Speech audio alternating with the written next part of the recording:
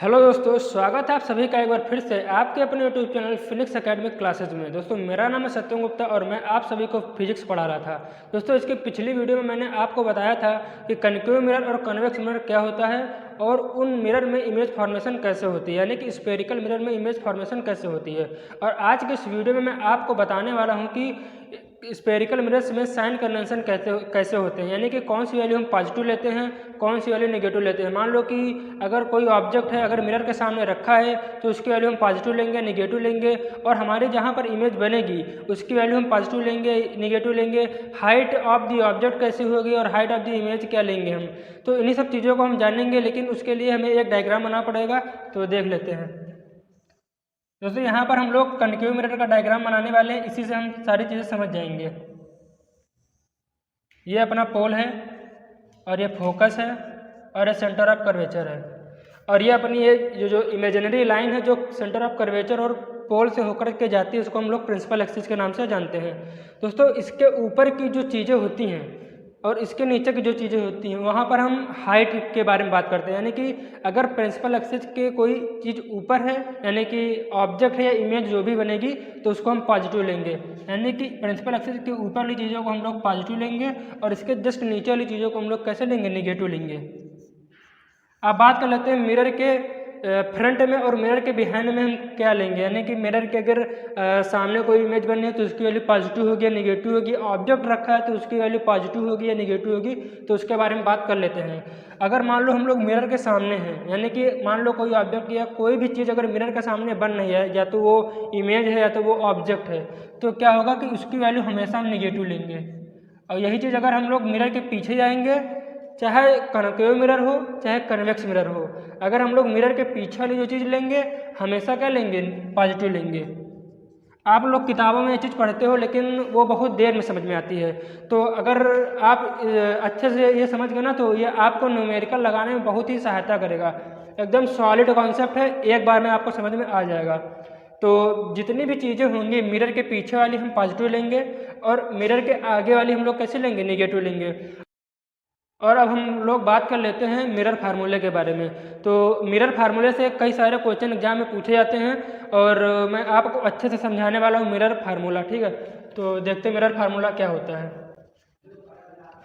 आपने किताबों में पढ़ा होगा, आपको याद भी होगा मिरर फार्मूला क्या होता है। 1/v प्लस 1/u बराबर 1/f, ठीक है। तो जहाँ पर v क्या होती है, इमेज की डिस्टेंस पोल से कितनी है, ठीक है। Distance of image, distance of image from pole, और यू क्या है, distance of object from pole. U क्या है, distance of object from pole. और फोकल, ये एफ जो है फोकल लेंथ है। ये सबको पता होगा कि पोल और फोकस के बीच की जो दूरी होती है उसे हम लोग क्या कहते हैं, फोकल लेंथ कहते हैं, ठीक है। तो मिरर फार्मूला है, और क्या होता है कि जितने भी इमेज फॉर्मेशन होती हैं, चाहे वो कनकेव मिरर हो चाहे वो स्पेरिकल मिरर हो, तो उसमें जो इमेज फॉर्मेशन होगी उन सभी के लिए अपना मिरर फार्मूला क्या है, वैलिड है। और अब हम इसी के आगे बात करने वाले हैं मैग्नीफिकेशन के बारे में। तो मैग्नीफिकेशन से भी कई सारे सवाल और मिरर फार्मूले से भी कई सारे सवाल बनते हैं। तो मैं न्यूमेरिकल भी कराऊंगा आपको, तो जब आपको न्यूमेरिकल कराऊंगा तो आपको मिरर फार्मूला का यूज और मैग्नीफिकेशन के जो फार्मूले हैं उनका अच्छे से आपको समझ में आ जाएगा। तो अभी हम लोग इधर बात कर लेंगे मैग्नीफिकेशन क्या होता है। दोस्तों, मैग्नीफिकेशन को हम लोग m से रिप्रेजेंट करते हैं, और इसको हम लोग क्या कहते हैं कि it is defined as the ratio of the height of the image to the height of the object. यानी कहने का मतलब है कि अगर हम लोग इमेज की हाइट को, अगर हम लोग इमेज की हाइट को और ऑब्जेक्ट की हाइट से डिवाइड कर दें, अगर हम लोग इमेज की हाइट को ऑब्जेक्ट की हाइट से डिवाइड कर देते हैं, बस यही अपना क्या है, मैग्नीफिकेशन है, जिसको हम m से रिप्रेजेंट करते हैं।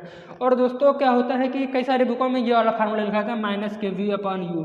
तो ये बात भी सही है, क्योंकि जो हम मैग्नीफिकेशन होता है वो हाइट ऑफ द इमेज और हाइट ऑफ द ऑब्जेक्ट से भी रिलेटेड है, और साथ ही साथ इमेज की डिस्टेंस और ऑब्जेक्ट की डिस्टेंस से भी रिलेटेड है। दोस्तों, इसको हम लोग कैसे डिफाइन करेंगे, तो magnification is defined as the negative of the distance of the image to the distance of the object. ठीक है, आपको समझ में आ गया होगा। अब यहाँ पर एक चीज़ समझ लो, अगर मान लो कि अगर m की वैल्यू हम 1 रख दें, क्या रख दें, m की वैल्यू 1 रख दें, तो जो हाइट ऑफ द इमेज होगी और हाइट ऑफ द ऑब्जेक्ट होगी दोनों क्या हो जाएंगी, बराबर हो जाएंगी, यानी कि हाइट ऑफ द इमेज बराबर हाइट ऑफ द ऑब्जेक्ट। और अगर हम ऐसा जाने कि मैग्नीफिकेशन का नॉर्मल अर्थ क्या होता है, तो मैग्नीफिकेशन का नॉर्मल अर्थ मतलब ये होता है, नॉर्मल मीन्स इसका ये होता है कि जो इमेज है वो कितनी साफ़ सुथरी है, बस उसी चीज़ को हम लोग क्या कहते हैं, मैग्नीफिकेशन कहते हैं। ठीक है, तो अगर मान लो कि अपना मैग्नीफिकेशन की वैल्यू एक से ज़्यादा है, तब क्या होगा कि जो हाइट ऑफ द इमेज होगी उसकी हाइट ज़्यादा होगी than compare to height of the object.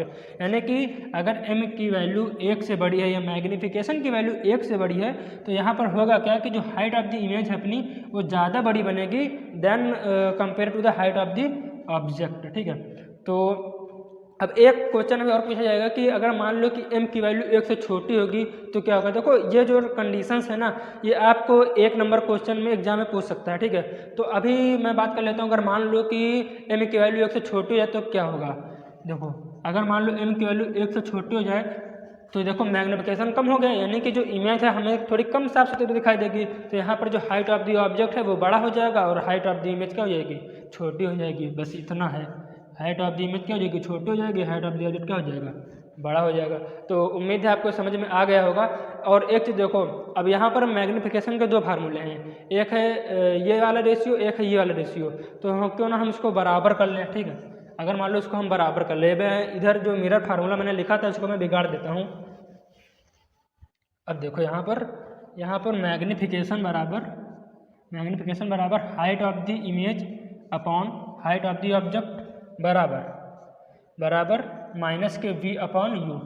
ये इमेज की हाइट है, ये ऑब्जेक्ट की हाइट है, ये इमेज की डिस्टेंस है पोल से, ये ऑब्जेक्ट की डिस्टेंस है पोल से। ठीक है, अब देखो, अब यहाँ पर मैं आपको क्या बताने वाला हूँ कि मान लो कि कोई सवाल मिला आपको, ठीक है, कोई न्यूमेरिकल आप सॉल्व करने जा रहे हैं। न्यूमेरिकल मैं इसकी अगली वीडियो में समझाऊंगा आपको, ठीक है, कि कैसे न्यूमेरिकल हम लोग सॉल्व करेंगे, कैसे इन फार्मूला का हम यूज अच्छे से करने वाले हैं। तो यहाँ पर क्या है कि जैसे मान लो कि m की वैल्यू, मान लो न्यूमेरिकल सॉल्व करते समय m की वैल्यू पॉजिटिव आ जाए, अब क्या होगा, अगर मान लो m की वैल्यू कभी आपको पॉजिटिव मिल जाती है तो इसका मतलब ये होता है कि जो इमेज बनी है वो बिहाइंड द मिरर बनी है, और इमेज जो अपनी बनी है वर्चुअल एंड इरेक्ट बनी है। कोई चीज़ अगर बिहाइंड द मिरर बनती है, कोई इमेज बिहाइंड द मिरर बनती है तो वर्चुअल और इरेक्ट होती है। और मान लो कि अगर m की वैल्यू अब क्या आ जाए, निगेटिव आ जाए, m की वैल्यू अगर मान लो कैसे आ जाए, निगेटिव आ जाए, तो इसका मतलब ये होता है कि इमेज जो बनी है रियल है और इन्वर्टेड है और in the front of the mirror बनी है। कहाँ पर बनी है, मिरर के सामने बनी है। ठीक है, आपको अच्छे से समझ में आ गया होगा। अब देखो यहाँ पर बस यही चीज़ें पूछी जाती हैं तो कि पॉजिटिव में अगर मान लो m की वैल्यू आ जाती है तो इमेज जो होती है वर्चुअल और इरेक्ट बनती है, वर्चुअल इरेक्ट, और जो अगर मान लो m की वैल्यू निगेटिव आ जाती है तो यहाँ पर क्या बनेगी, रियल और इन्वर्टेड बनेगी, रियल इन्वर्टेड अगर निगेटिव है तो। और वर्चुअल इरेक्ट का मतलब है बिहाइंड द मिरर, कहाँ पर, मिरर के पीछे, बिहाइंड द मिरर। अगर मान लो कि रियल इन्वर्टेड बनी है तो in the front of mirror, front of mirror. दोस्तों अगर आपको ये तीनों चीज़ें अच्छे समझ में आ गई हैं, देखो मैंने साइन कन्वेंशन में, अब कई लोग बोलेंगे कि मैंने साइन कन्वेंशन में कुछ पढ़ाया नहीं। दोस्तों मैंने साइन कन्वेंशन में केवल उतना समझाया जिससे आपके फार्मूले जो है ना, जब आप फार्मूला लगाएंगे न्यूमेरिकल्स में एक बार में आप लगा लेंगे, बिल्कुल आपको सोचना नहीं पड़ेगा। आप किताब से पढ़ेंगे उसमें भी समझ में आएगा, लेकिन आपको उसमें टाइम लगेगा साइन कन्वेंशन को समझने में। और मैंने जो अभी बताया साइन कन्वेंशन बहुत ही सिंपल तरीका बताया है, आप बस न्यूमेरिकल देखते हुए सॉल्व कर दोगे। और जो मैंने मिरर फार्मूला बताया ये आपको याद रखना है, ठीक है, और उसमें आपको न्यूमेरिकल जब आएंगे तो वहाँ पर आपका यूज आएगा और मैग्नीफिकेशन का भी यूज आपको न्यूमेरिकल में मिलेंगे। तो इसकी अगली वीडियो में मैं आपको न्यूमेरिकल कराऊंगा। तो तब तक के लिए इतने मैंने अभी तक जितनी भी वीडियो पढ़ाई हैं आप अच्छे से पढ़ लीजिए, और इसकी अगली वीडियो में आपको न्यूमेरिकल पढ़ाऊंगा। तब तक के लिए जय हिंद, जय भारत।